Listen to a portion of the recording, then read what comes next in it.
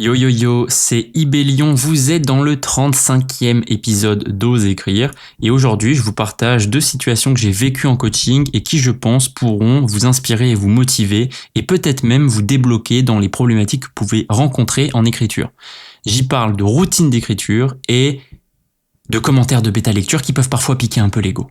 Voilà, je vous souhaite une très bonne écoute et je vous dis à très vite. Moi, c'est Sam, Ibélion de mon nom de plume.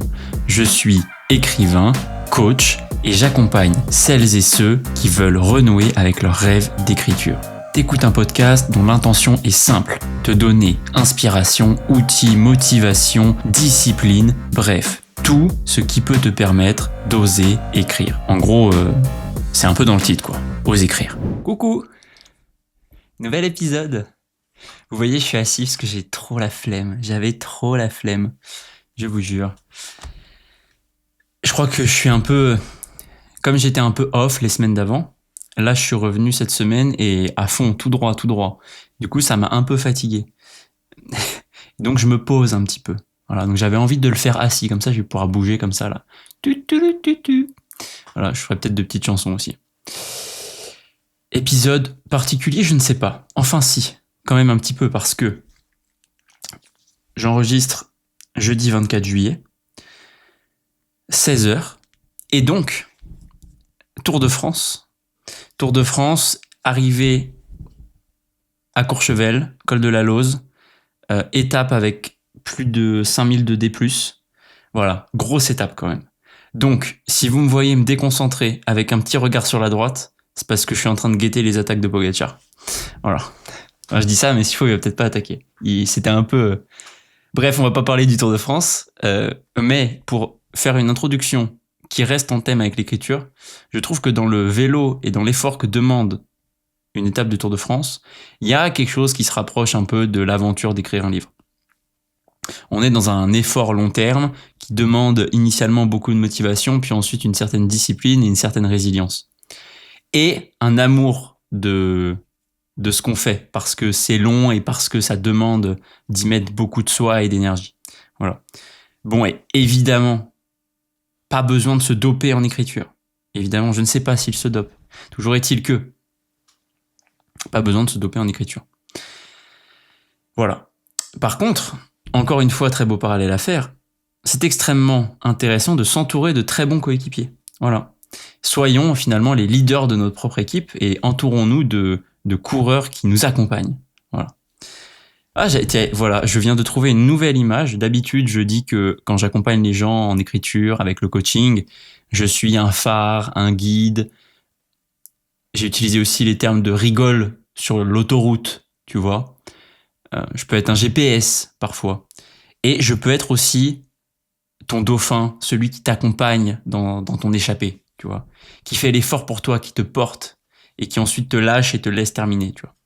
Voilà, c'est une nouvelle petite comparaison. J'adore. Je bois du café aussi du coup, forcément, parce que, comme j'ai dit, je suis fatigué. Évidemment, c'est une très mauvaise solution, mieux vaut dormir. Mais je vais pas vous mentir. Je viens de sortir d'une sieste d'une demi-heure devant le Tour de France, justement. Habitude héritée de mon grand-père. Voilà. J'adore ces moments. Je sais pas pourquoi, peut-être qu'il y a ça aussi. Ça me rappelle des souvenirs d'enfance que je kiffe. Ces moments où repas de famille en vacances, paf, tu sors sur les coups de 15h, 15h30 parfois. Le temps, tu sais, de prendre le café, de finir les discussions, machin. 15h30, 16h, tu te mets devant le Tour de France. Sieste avec la barre là, bam, tu tombes. Tu te réveilles pour l'arrivée. Tu vois le vainqueur et ensuite c'est fini. Et puis la seconde journée peut commencer presque. C'est magnifique. Après ce beau parallèle sur le vélo. Aujourd'hui, j'avais envie de vous parler de 2 choses. Bon, vous me connaissez, je vais probablement digresser. J'aimerais bien vous dire que ça sera un épisode rapide et qui va durer 25 minutes, mais je ne préfère pas m'avancer. Voilà, J'avais envie de vous parler de 2 choses. De 2 situations de coaching qui me sont arrivées cette semaine, lundi et hier, et qui, je pense, seront extrêmement inspirantes pour vous. Que vous décidiez d'être accompagné par quelqu'un, que ce soit moi ou quelqu'un d'autre, ou que vous décidiez de ne pas être accompagné, ce qui est totalement entendable. Évidemment, l'objectif étant que le plus de gens écrivent de livres. Voilà. Je vois le coaching comme une sorte de raccourci ou de façon de mettre toutes les chances de son côté, mais ce n'est qu'en mon avis, forcément, coach moi-même, je suis un grand consommateur et je suis absolument fan de tout ce que ça permet. Je vais donc vous partager deux situations. Évidemment, tout est anonyme. Je vais vous dire ce que j'ai le droit de vous dire, et j'ai demandé l'autorisation aux gens, évidemment, avant de partager. Il n'y aura rien de personnel de toute manière, c'est juste des exemples de choses qui sont arrivées et qui débloquent et qui font que tout avance d'un coup et que c'est génial. Voilà. La première situation, elle m'est arrivée lundi avec un coaching de quelqu'un que j'accompagne. Et elle est venue avec une problématique. La personne est venue avec une problématique qui était: je procrastine, j'ai envie d'arrêter de procrastiner, et aujourd'hui j'aimerais repartir avec des tips pour me mettre des coups de pied au cul et arrêter de procrastiner. Bon, je vous l'ai fait en globalité, mais l'objectif de séance était celui-là. C'est toujours très important en coaching d'arriver avec un sujet que le coach aide à mettre dans la séance, parce que l'objectif, c'est pas d'avoir une discussion qu'on aurait au PMU. Voilà, on n'est pas avec un pote qui vous écoute et vous donne 2-3 conseils en ensuite partageant sa vie et en buvant des pintes. Quoique c'est quand même extrêmement sympathique de faire ça. On est là pour faire avancer la personne aujourd'hui. L'objectif, c'est la mise en action après la séance, la mise en action tout de suite. La séance doit permettre au coaché de produire quelque chose. Au moins une réflexion sur OK, où est-ce que je veux aller, etc., etc. Donc ce sujet de OK, j'ai envie de trouver des tips pour me mettre des coups de pied au cul est exceptionnel. C'est parfait. Et donc là, suit la séance. On explore la réalité de la personne. Voilà, donc je lui pose plein de questions, on va interroger ses émotions, ses valeurs, ses croyances, ses injonctions, ses drivers. On a beaucoup parlé de drivers dans cette séance, extrêmement intéressant. Parenthèse mise à part, vous pouvez vous tourner vers ce que sont les drivers. C'est extrêmement pertinent, on en apprend beaucoup sur nous. Je vous fais une parenthèse sur les différents drivers en espérant n'en oublier aucun. Il y a le soi parfait, le fait des efforts, le sois fort, le fais vite et le fais plaisir. Chacun a son lot de qualités, chacun a son lot de pièges. Chacun peut être efficace, chacun peut être un peu, parfois, inefficace. Je prends un exemple extrêmement classique. Le soi parfait implique que tu as, par exemple, une très grande conscience professionnelle de faire les choses bien, mais implique aussi que tu peux tomber dans une procrastination active de perfectionniste et qui fait que dans la finalité, tu n'accomplis rien parce que tu n'as jamais cette sensation que les choses sont parfaites. Voilà. Les drivers en indiquent beaucoup sur nous, sont une grille de lecture, comme beaucoup d'outils en coaching notamment, permettent au coach de savoir interroger, permettent au coach de permettre des recadrages, des prises de conscience, etc., etc. Donc on explore la réalité et on arrive à des réflexions, des prises de conscience au départ qui sont pas forcément waouh. Parce que parfois le coaching, c'est ça aussi. Il n'y a pas toujours de prise de conscience qui te fait tomber de ta chaise et qui te fait que toute ta vie change du tout au tout. Il y en a quand même beaucoup, je vais pas vous mentir. Et là, c'est ce qui s'est passé. Et je dois avouer que sur le coup, ça m'a tellement surpris que je me rappelle même plus ma question qui a amené cette prise de conscience. Mais à un moment, la coachée prend conscience que la manière qu'elle a de construire son habitude d'écriture n'est pas la bonne pour elle. Parce que elle a un moyen de filouter. Voilà. Alors, c'est un processus très inconscient, bien évidemment, mais elle se rend compte en le disant qu'en fait, en fonctionnant comme ça, elle a un moyen de filouter, elle a un moyen de s'échapper. Et c'est pour ça qu'elle procrastine souvent. Elle n'avait pas réussi à trouver une routine encore suffisamment intéressante, avec un ancrage suffisant, qui lui permettait d'asseoir et de se lancer dans l'écriture. Et donc là, elle prend conscience de ça. Et donc elle me dit ça. Donc là, moi, extrêmement fier d'elle, évidemment, je la félicite. Bravo. Franchement, bravo pour cette prise de conscience. Et ça sent tout de suite dans le non-verbal. C'est toujours ça qui est exceptionnel. C'est qu'il y a un truc qui se passe. Waouh. Putain, c'est dingue. C'est dingue. C'est dingue. Ça se voyait qu'elle était libérée, tu vois. Tu sentais qu'il y avait de l'énergie. En étant assis tout de suite, il y a un mouvement en avant, t'as les épaules qui bougent. Tu vois, t'as un truc qui tient plus en place, t'as une énergie qui veut sortir. On aurait raccroché à ce moment-là, elle se serait mise à écrire direct. Et le résultat, c'est que les 3 jours qui ont suivi, elle a écrit avec cette nouvelle méthode et de plus en plus chaque jour. 500 mots le premier jour, 1000 le deuxième, 1600 le troisième. On verra ce que donnent les jours d'après, mais on sent qu'il y a vraiment quelque chose qui a changé. Le questionnement ouvert du coaching permet des prises de conscience comme ça. Des prises de conscience qui paraissent extrêmement bêtes. Parce que finalement, là, la seule chose que je vous ai appris, c'est que c'est intéressant d'interroger notre routine d'écriture. La manière dans laquelle on va se placer dans l'écriture. Ça paraît tout con dit comme ça. Tout le monde y pense. Tout le monde se dit un jour, oui, il faut que je change mes habitudes, blablabla, etc. Mais c'est pas pareil quand ça vient d'un questionnement de quelqu'un d'extérieur qui nous amène à voir les choses de manière différente. Et il y a un moment, il y a un déclic, on se rend compte d'eux. C'est toujours ce truc-là. On prend conscience d'eux, on se rend compte d'eux. On voit les choses sous un angle différent. Et là, c'était extrêmement puissant. Donc la conclusion de cet exemple-là, c'est que c'est intéressant de s'interroger sur la raison pour laquelle on n'adhère pas à une routine. Voilà. Pour quelle raison je n'arrive pas à suivre cette routine ? Ça peut être pour plein de raisons différentes. Et c'est intéressant de laisser son esprit vagabonder pour essayer d'identifier ces raisons-là. Ça mène à des prises de conscience et à s'interroger sur, ok, quelle est la manière avec laquelle j'ai envie de fonctionner ?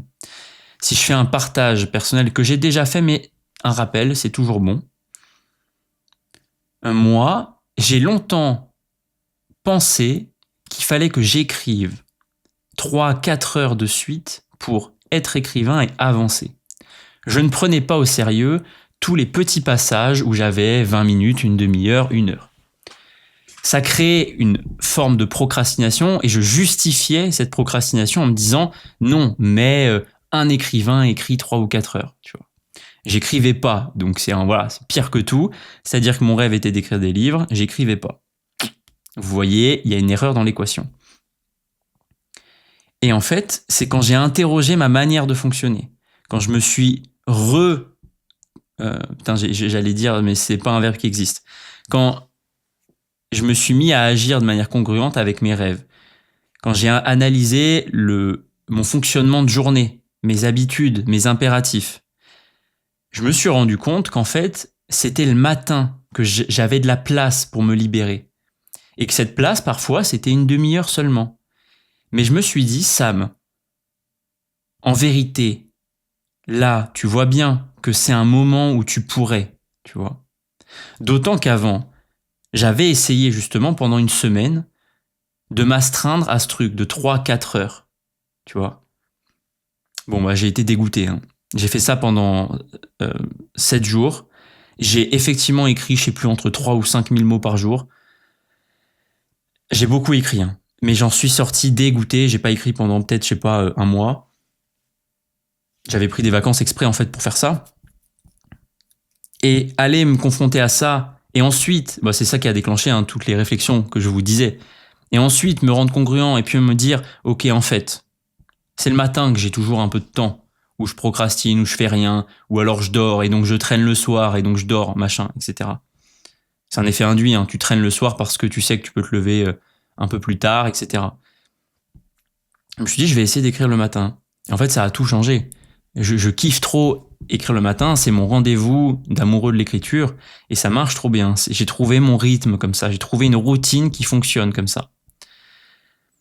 Et avec un moteur avec lequel je peux pas tricher. Voilà. Moi, le moteur avec lequel je peux pas tricher, c'est que j'écris si aujourd'hui j'ai écrit. Et combien de mots.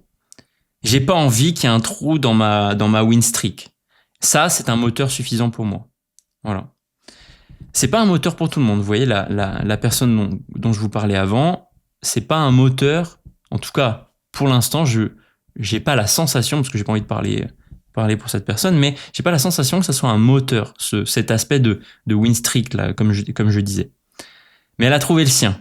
Et quelque part, c'est ça qui est magnifique, et c'est toute l'approche que j'ai envie d'avoir avec les personnes que j'accompagne. Je dis toujours écrire ton livre avec ta discipline. Évidemment, c'est le plus important. Voilà. Voilà pour le premier exemple. Ça m'a vraiment inspiré cette semaine. C'est un truc de fou. J'ai trouvé ça. Je me suis dit, ok, mais en fait, c'est vraiment pour ça. À chaque fois, c'est une preuve supplémentaire de pourquoi je fais ce métier, tu vois. C'est tellement agréable. Tu vois, ce matin, la personne m'envoie alors tu veux le bilan de la journée? Tu vois, je lui fais oui. Et là, elle me dit, je sais pas ce qui se passe, j'ai écrit 1600 mots. Et elle rigole. Et je suis là, mais putain, mais c'est génial. Moi, je veux recevoir ça tous les jours, tu vois. Et, et là, je lui dis, félicite-toi, tu vois. Note-le, cette petite victoire d'aujourd'hui, note-la. Note-la. Parce que je me doute bien que ça sera pas comme ça tous les jours. Mécaniquement, c'est pas possible. Tu peux pas tous les jours écrire plus de mots que le jour d'avant. Il y a un moment où t'exploses. Donc il y a des moments où ça sera plus dur. Mais dans ces moments où c'est plus dur, on pourra aller réinterroger ces moments où tout allait super bien en disant bah ok, maintenant que c'est plus dur, quelle est la différence avec quand c'était vraiment super?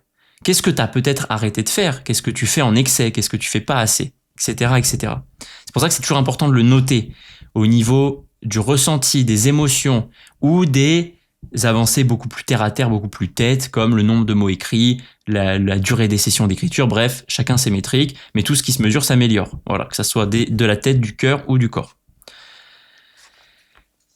Voilà pour cet exemple. Autre exemple, absolument passionnant. Hier, j'ai eu la chance de participer à un coaching de groupe. D'ailleurs, ça me donne envie. Je ne sais pas dans quel cadre je vais faire ça, mais j'ai très envie de faire ça. Une petite session d'1 heure. Chacun amène une problématique et on discute de cette problématique. Soit en mode purement conseil, soit quand on a un peu de temps et que la personne est là, dispo en vocal, en mode un peu coaching, où on va interroger un peu. Parce qu'évidemment, dans les problématiques que les gens amènent, il y a des trucs, tu as envie de les interroger, tu vois. T'as la petite casquette de coach qui commence à scintiller. Tu fais, ah, là, il y a un mot qui m'intéresse, j'ai envie d'aller le questionner. Ah, là, j'ai l'impression de détecter une petite croyance, j'ai envie d'aller la questionner, etc. Donc, c'est hyper intéressant. Le coaching de groupe a en plus un effet induit absolument génial, c'est que tu places des gens avec le même amour de l'écriture, avec la même motivation d'aller écrire leur premier, deuxième, bref, d'aller écrire leur livre. Et c'est extrêmement motivant. Tu te sens entouré, il y a quelque chose qui se crée, les gens sont soudés, les gens se soutiennent et se poussent et se tirent entre eux. On est dans la notion de boucle individu-groupe que moi j'aime beaucoup, qui est que l'individu qui décide d'aller s'accomplir et donc d'aller adresser ses problématiques et de les résoudre, va rayonner sur le groupe, va inspirer le groupe qui à son tour va s'élever et va élever chacun des individus individuellement justement, qui à leur tour vont élever le groupe, etc. etc. C'est un cercle vertueux. Donc je me suis plié à cet exercice hier, j'ai très envie de le faire. Dites-moi d'ailleurs si vous écoutez ça et que là ça vous dit, ça vous parle ce que je viens de dire, l'histoire du coaching de groupe, dites-le moi, voilà, dites-le moi et on organise ça. Voilà. Et hier, il y a eu plusieurs choses intéressantes en vérité. Dans quel ordre je les adresse? C'est une bonne question.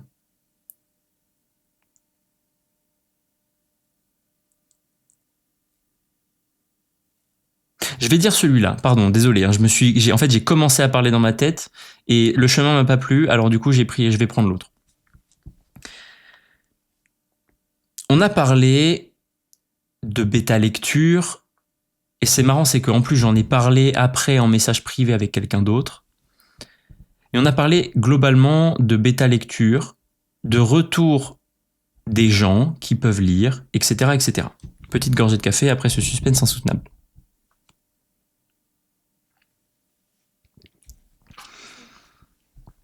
Et là où j'ai eu envie d'aller creuser, c'était, ok, pour quelle raison ce retour qui semble t'avoir touché, peut-être à juste titre, hein,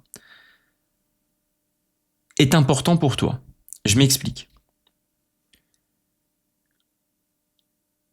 Je pense, et en tout cas c'est comme ça que je travaille aussi avec les gens que j'accompagne, je pense que c'est intéressant quand on écrit son livre. Alors, moi je le fais au début évidemment, parce que c'est des choses qui sont drivantes quand même. Donc, c'est quand même mieux de les définir au début. Je pense que c'est intéressant de faire un portrait robot de notre lectorat idéal. Derrière ça, il y a plusieurs choses qui se cachent. Il y a vraiment imaginer, ok, j'ai écrit mon livre, est-ce que j'en ai un là pas loin? Non, j'ai pas de livre. Oh bah, d'accord, super, le mec n'a même plus de livre sur cette table. Bon bref, non, c'est bon, on va le faire sans livre. J'ai mon livre, j'imagine, voilà, mon livre est terminé. Ok, quelle personne le lit? Quelle personne est le plus marquée par le message? À quoi cette personne ressemble? Comment elle s'habille? Si c'était un acteur, ça serait qui? Elle a des cheveux de quelle couleur? Elle a quel âge? Le matin, elle se lève à quelle heure? Elle discute de quoi à la pause café? Elle travaille où? Elle fait quoi comme sport? Elle va où en vacances? Qu'est-ce qu'elle ressent au quotidien quand elle est triste, quand elle est en colère? Etc., etc. Et vous pouvez pousser loin. C'est l'équivalent de faire un persona quand on lance un business. Voilà, on se dit toujours, ok, mon offre, elle va parler à qui? Bah écoutez, on peut voir le livre comme étant un objet qu'on a envie de vendre à certaines personnes. C'est intéressant de s'interroger sur ces personnes. Je m'explique après pourquoi. Mais, donc voilà. Et est-ce qu'elle a de la famille? Si oui, où vont ses enfants à l'école? Si oui, qu'est-ce qu'elle raconte à ses enfants? Quand elle voit d'autres parents, qu'est-ce qu'elle leur raconte? Est-ce que c'est une femme? Est-ce que c'est un homme? Est-ce que c'est... Voilà, bref, on se pose toutes ces questions. On fait le portrait robot de notre lectrice idéale. Alors, parfois, inconsciemment, on a une idée très claire. Mais avec tout ce qui est inconscient, c'est comme l'intention du roman en lui-même. Avec tout ce qui est inconscient, c'est bien de le marquer sur une feuille, de l'avoir visuellement quelque part. Pour plusieurs raisons. La première, c'est que le processus d'écriture étant un petit peu long, il peut s'étaler sur plusieurs mois. C'est extrêmement important d'avoir des phares comme ça, l'intention du roman, le lectorat idéal, etc., etc. Plein de choses, si vous voulez une ressource autour de ça, dites-moi, je vous la partagerai. Parce que, déjà, on peut être influencé par notre vie. Voilà. Parfois, on a une émotion très forte. Parfois, on lit un livre qui nous inspire énormément. Alors tout de suite, on se met à intégrer des tics de langage de l'auteur ou ce genre de choses. Parfois, on écoute quelque chose, un message qui nous marque fort, et on a envie tout de suite de l'intégrer dans le roman. Tout ça, c'est bien. C'est des inspirations qui viennent donner du corps, qui viennent asseoir votre unicité. Qu'est-ce qui vous construit, etc., etc. Néanmoins, c'est toujours intéressant d'aller se raccrocher à ce qu'on a envie de raconter et à qui on a envie de le raconter. Parce que ça permet de répondre à toutes les questions qui peuvent être: est-ce que cette scène est utile? Est-ce que ce chapitre est utile? Et ce personnage, est-ce qu'il sert à quelque chose? Et ce discours, est-ce qu'il sert à quelque chose? Etc., etc.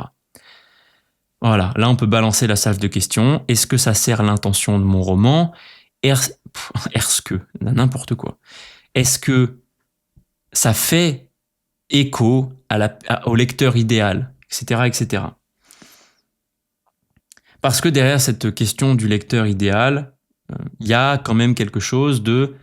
En fait, on n'a pas envie de pas plaire à des gens. On aimerait bien que tout le monde aime notre livre. La vérité, c'est que c'est pas vrai. Plaire à tout le monde, c'est plaire à personne, quelque part. Donc, des gens qui vous diront « Ah, moi je suis pas trop fan de ton histoire, machin, écoute, c'est tant mieux, c'est tant mieux ». Donc, pour boucler avec les commentaires de bêta lecture, c'est toujours intéressant, quand on reçoit des commentaires de bêta lecture, de s'interroger sur finalement, est-ce que cette personne rentre dans le lectorat idéal que j'imaginais ? Ça permet d'ajuster le potard de à quel point c'est important d'écouter cette personne-là ou pas. Parce que, je sais pas, vous écrivez un livre et l'objectif c'est de parler aux femmes qui ont 35 ans. Si vous recevez un commentaire de Jean-Jacques, aussi bienveillant soit-il, qu'il a 50 ans et qui vous dit « Ouais, mais moi, ton histoire m'a pas touché, machin truc », écoutez, grand bien face à Jean-Jacques. Tant mieux s'il aime pas votre roman. Voilà. Tapez sur Jean-Jacques. Non, je rigole. Pas de violence ici. Café.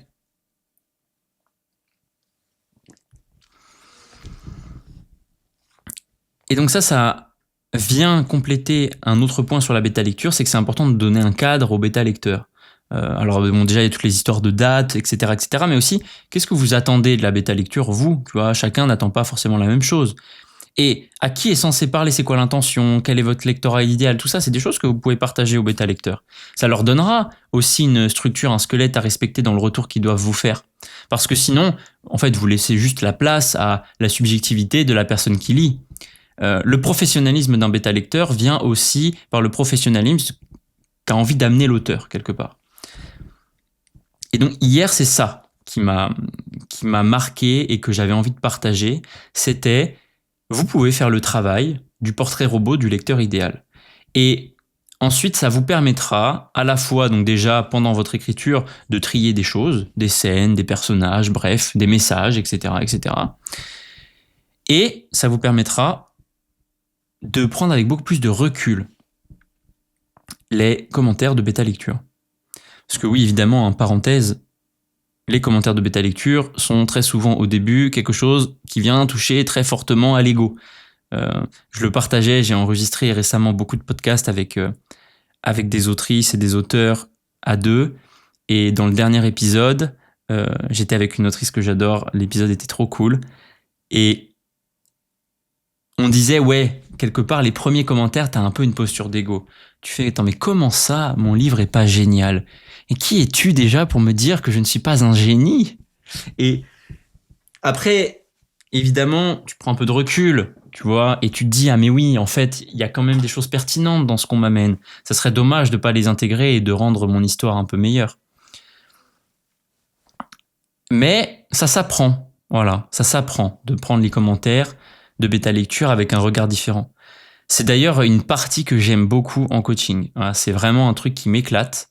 Non pas que j'aime voir, dit comme ça c'est bizarre, mais non pas que j'aime voir les égos des gens confrontés, on va dire, mais la bêta lecture fait ressortir très fortement certaines croyances limitantes, certaines injonctions, certaines valeurs, etc., etc.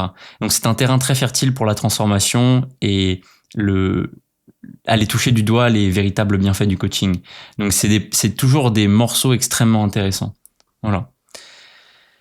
Donc, ma conclusion autour de la bêta lecture, c'est que quand on commence à écrire, faire un portrait robot du lectorat idéal, c'est intéressant. Certains auteurs le font pas, mais moi je trouve ça intéressant. Ça permet d'ancrer encore plus les messages qu'on a envie de faire passer, l'intention qu'on a avec le roman. Tout est lié, hein, évidemment.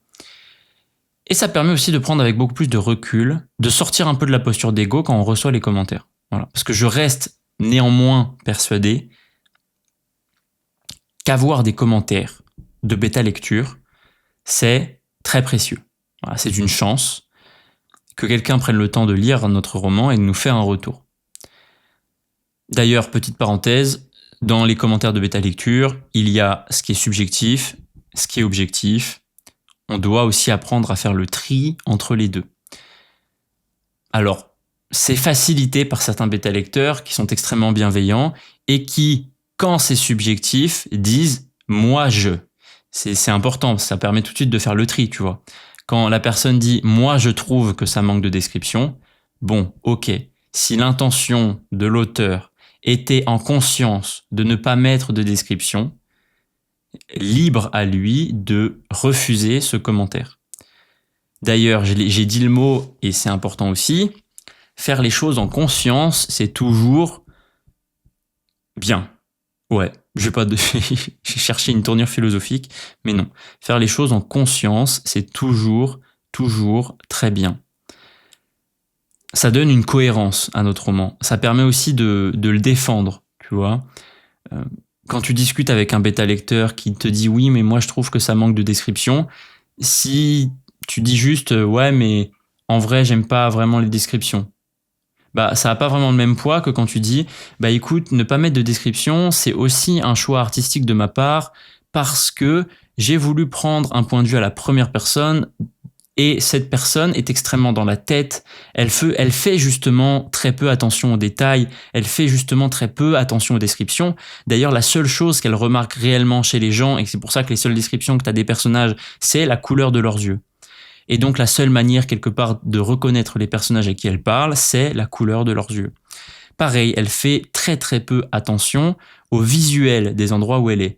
Par contre, l'odeur prend une place extrêmement importante. C'est pour ça que c'était une volonté de ma part de ne pas faire beaucoup de descriptions et de me concentrer sur ce que le personnage perçoit et de rester dans cette cohérence du personnage. Vous voyez, bon, il y a deux argumentations qui sont totalement différentes. D'ailleurs, cela dit, en racontant l'histoire de la couleur des yeux, je me dis que ça peut être une idée, mais trop bien. Genre, imaginez un polar comme ça, raconté du point de vue de la première personne. Par exemple, je sais pas, peut-être de la victime, tu vois. Et en fait, la victime ne fait attention qu'aux yeux des gens. Et donc, il y a un espèce de mystère, tu vois. Tu te doutes, à la fin, tu comprends que c'est une personne aux yeux bleus qui l'a tué. Mais il y a eu plusieurs personnes aux yeux bleus. Donc, tu vois, t'as du mal à démêler le truc. Il y a un truc là, non, c'est moi qui suis fou. J'ai l'impression qu'il y a vraiment un truc sympa à faire là. Écoutez, ça c'est une super bonne idée de roman. N'hésitez pas à la développer et me l'envoyer quand vous l'avez écrite parce que je suis très curieux de lire quelque chose comme ça. Ou alors peut-être qu'il y a un livre qui est construit autour de ça. Partagez-moi ça aussi, ça m'intéresse. Ça, il faudra que je le fasse un jour. Genre, ça doit exister déjà. Hein. Je dis ça, je suis sûr que ça existe déjà. Si c'est une bonne idée, ça existe déjà. Mais de faire un truc genre top 10 de mes meilleures idées de romans que j'aurais jamais le temps d'écrire. Et donc servez-vous, tu vois. Ça serait trop drôle de faire ça. En vrai, de le faire à plusieurs. Oh non, mais j'ai une encore meilleure idée. Non, ça c'est ouais, de le faire à plusieurs. Putain, ok. Ok. Je vais aller travailler un petit peu après. J'ai quelques idées là.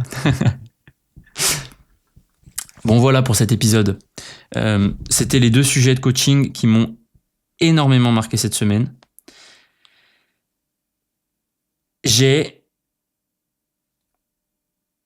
Est-ce que j'en ai un autre à faire ?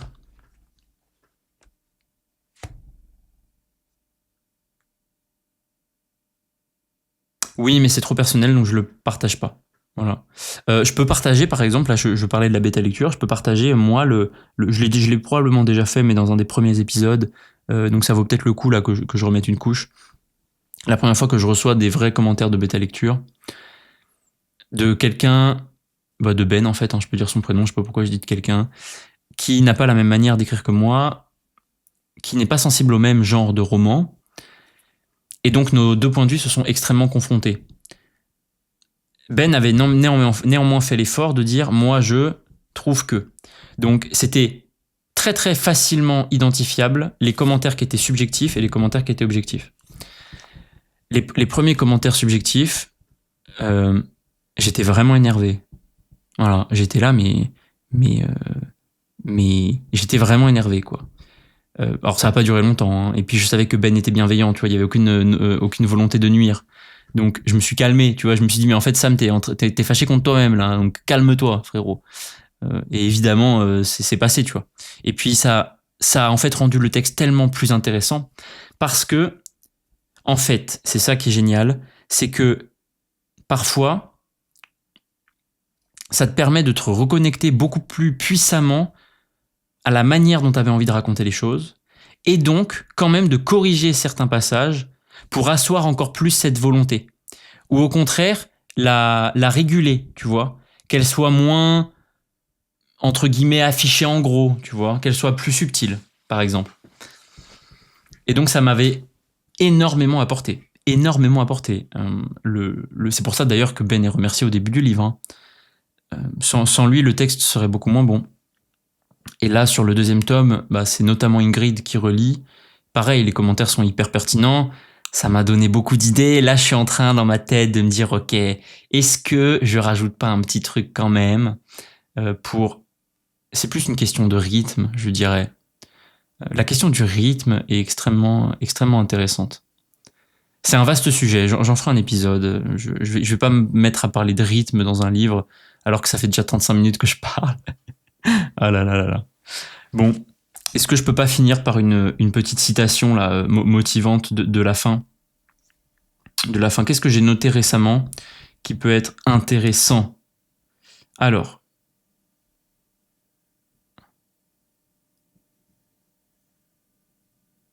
Ouais, mais on l'a partagé. Ouais, c'est vrai, les citations, on les a partagées avec Ingrid quand même. Donc, est-ce que ça vaut le coup de... Ouais. Non, pas forcément de citation en vrai. Quoique, en vrai, il y en a une là-bas que j'ai écrit qui est écrire soi, écrire le monde. Voilà. J'aime beaucoup cette phrase. Ça connecte notre unicité au monde entier. Ça connecte notre unicité à l'impact qu'on peut avoir sur le monde. Ça connecte notre unicité à tout ce qui nous a inspiré avant. On porte en nous une grande partie de l'inconscient collectif de l'humanité. On rajoute à ça tout ce qui fait notre unicité. Voilà, toutes les discussions, les inspirations, le vécu, etc., etc. Et quelque part, on est cette pièce centrale qui fait le lien entre le passé et le futur. En écrivant soi, en étant authentique dans notre écriture, on écrit le monde de demain, et ça, je trouve ça magnifique. Voilà. Donc, osez embrasser votre unicité, osez écrire le monde de demain, osez écrire. Voilà. Sur ce, je vous souhaite une très bonne journée, soirée, goûter, matinée, quelle que soit l'heure à laquelle vous m'écoutez. Moi, je vais regarder le final de l'étape du Tour de France en allant promener Voltaire parce qu'il a été extrêmement sage pendant cet épisode de podcast. Et je vous dis à très vite et même encore plus vite à mercredi avec un épisode fait avec Ingrid où justement on part de citations de rap et on disserte autour de l'écriture. C'est génial. On mélange les genres, on mélange les styles, on mélange les inspirations. Ça vient de partout. Voilà. Sentez-vous libre d'explorer tout ce que vous avez envie d'explorer. Je vous souhaite, pour cette fois, la vraie fin. Voilà. Oh là, ça y est, je parle pas français. Allez, on rembobine. Je vous souhaite une très bonne fin de journée, soirée, matinée, goûter, ce que vous voulez. Et je vous dis à très vite les amis, je vous fais de gros bisous.